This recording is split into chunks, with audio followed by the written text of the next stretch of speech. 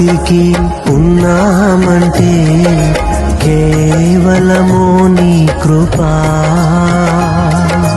ఇంకా సేవలో ఉన్నామంటే కేవలము నీ కృపా.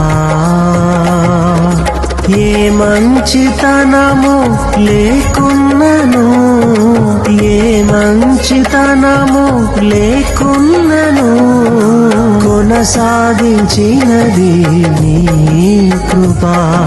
నిలబెట్టుకున్నది నీ కృపా. నీ కృపా, నీ కృపా ఆకాశ.